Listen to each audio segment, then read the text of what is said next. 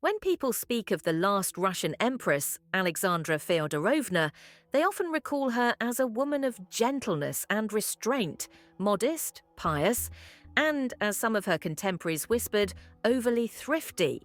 Courtiers sometimes mocked her frugality, claiming that she behaved more like a bourgeois housewife than the empress of a vast empire. Yet Alexandra's thrift was never born of greed. It was the echo of her upbringing. Her grandmother, the formidable Queen Victoria, had instilled in young Alex a reverence for simplicity, duty, and self-discipline.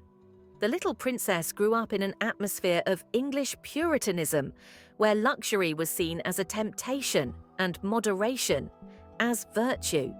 Even after ascending to the Russian throne, she could not abandon those quiet habits of restraint. Still, beneath this modest exterior, Alexandra carried a tender weakness, a love for jewels. Not for wealth or ostentation, but for the stones themselves, as silent witnesses to memory, emotion, and destiny. Two simple silver bracelets held a special place in her heart. Gifts from her girlhood, long before she became empress, they were plain and unassuming. And yet, even in captivity at the Ipatiev house, she wrote in her diary that they had not been taken from her. They endured everything: palaces, revolution, the fall of the throne.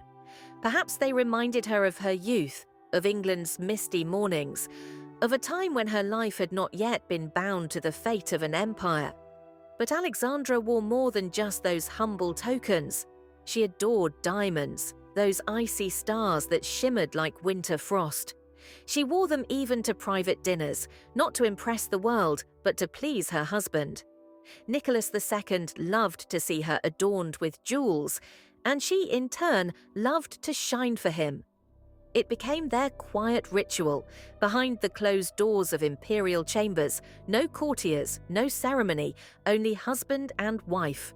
She would enter, her diamonds catching the candlelight, and he would smile. For a brief moment, the world seemed gentle again, as if time itself had paused to let them be simply two souls in love. Yet, among all her treasures, Alexandra's heart belonged most to another stone, the aquamarine. Pale as the sea at dawn, clear as morning air, it held the light of purity and faithfulness, everything she cherished most. The aquamarine, the gem of calm seas and clear skies, was Alexandra's true favorite. To her, it was not merely a beautiful stone, it was a symbol of purity, constancy, and the eternal bond between two souls. She once said that certain jewels seemed to remember emotions, as if the stones themselves carried the breath of love within them. It was no coincidence, then, that Nicholas II shared her fondness for these ocean-coloured gems. He understood their quiet symbolism.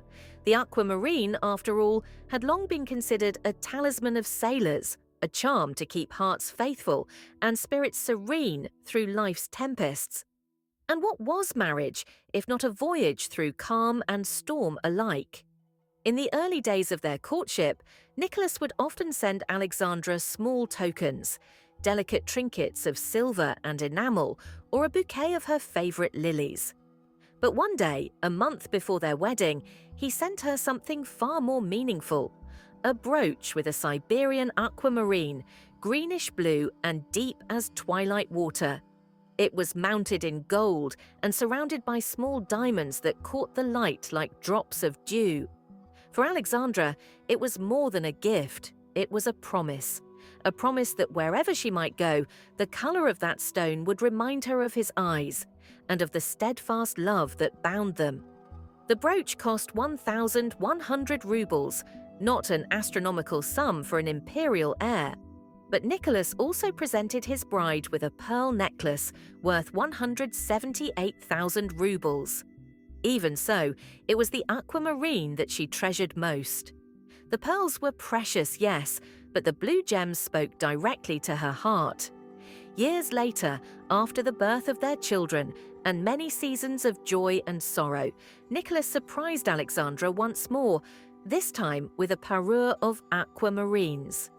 It was around 1900 when the Empress received the full set. a tiara shaped like a kokoshnik, a necklace, and a pair of earrings. The craftsmanship was extraordinary. The base was made of platinum, a metal still rare and costly at the time.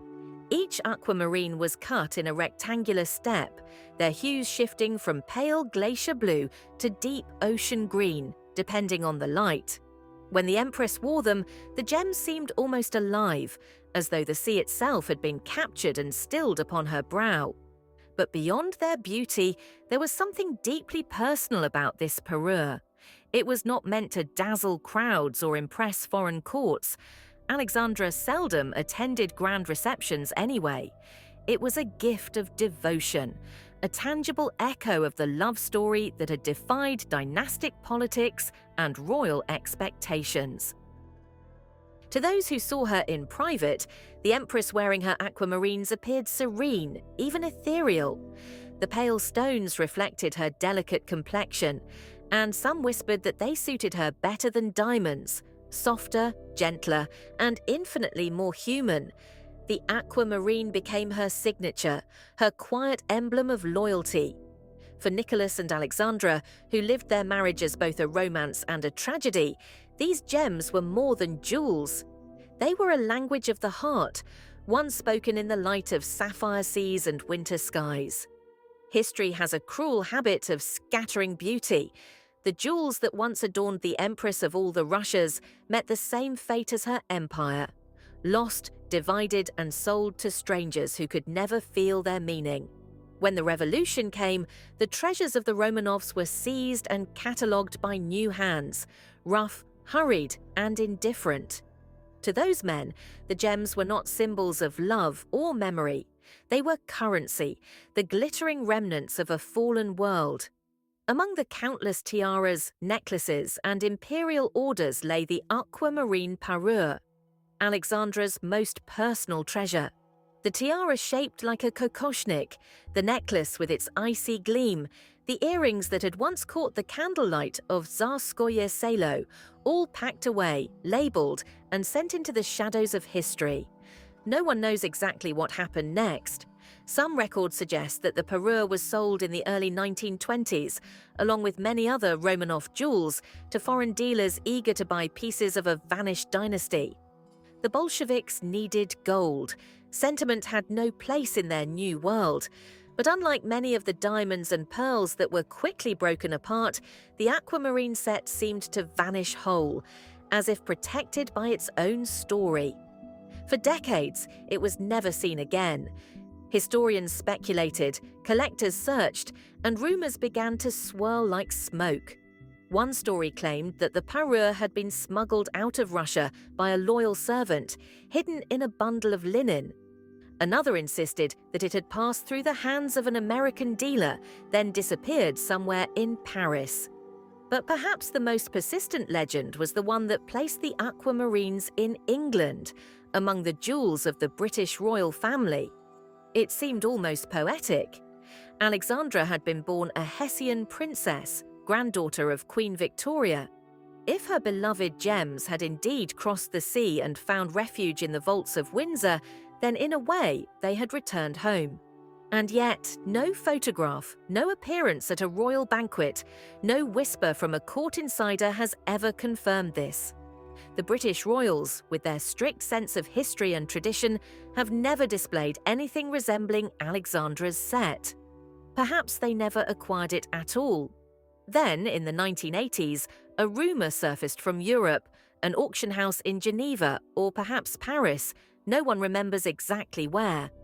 A mysterious lot appeared, a platinum tiara set with large rectangular aquamarines, described as of Imperial Russian origin. The description matched the lost parure almost perfectly. The buyer's name was never disclosed. After that, silence. The trail went cold, and the story slipped once again into the mists of legend. Today, somewhere in a private collection, or perhaps locked in a vault behind steel and velvet, those aquamarines may still rest, stones of sea and sky, witnesses to a love that outlived its empire.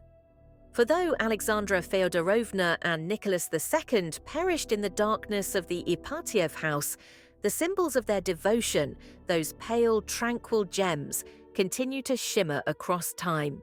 They carry with them a whisper of eternity, the memory of two souls who loved each other not as rulers, but as human beings. Time has a way of softening even the sharpest tragedies. More than a century has passed since Alexandra Feodorovna walked the halls of Tsarskoye Selo, her aquamarines glinting like fragments of dawn. Yet her story still feels close, intimate, almost tangible, as though her spirit lingers in the quiet gleam of the gems she loved. Those who study her life often struggle to reconcile two images: the Empress draped in royal jewels, and the woman who wrote tender letters to her husband, calling him simply, "my beloved one." To the world, she was the consort of a Tsar. To him, she was Alex, the shy girl he had chosen despite the disapproval of Europe's courts. Her jewels, then, were never mere adornments. They were extensions of her emotions, a private language written in light and color. Diamonds spoke of admiration, pearls of purity, and aquamarines, of love unwavering. It is said that aquamarine reflects the soul of its wearer. In its depths, one can glimpse truth, loyalty, and calm. Perhaps that is why Alexandra cherished it above all others. When she looked into its clear blue surface, she might have seen not only beauty, but also the serenity she longed for, a stillness amid the storms of power, politics, and fate. Even in captivity, witnesses recalled, she remained composed. She tended to her children, read the scriptures aloud, and kept her small treasures close.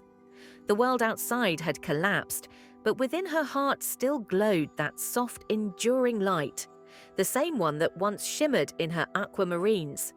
And though the gems themselves may lie hidden, somewhere far from Russia, far from the world that gave them meaning, their story endures.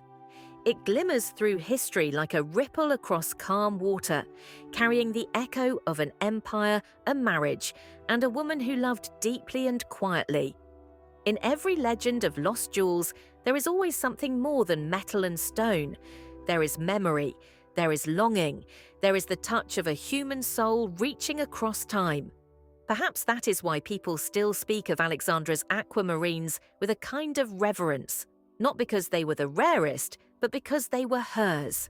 They symbolized devotion that outlasted fortune, a love that endured disgrace, and a beauty that could not be broken by violence or years. If one day those jewels were to resurface, if their sea blue fire were to catch the light again, they would not merely dazzle, they would speak. They would whisper of a woman who believed, against all reason, that love was stronger than destiny.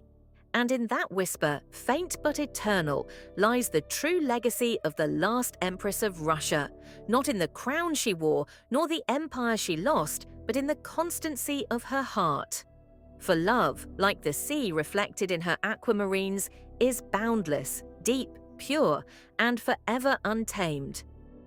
After several years of marriage, Nicholas II decided that his wife's love of aquamarines deserved something more than a single brooch.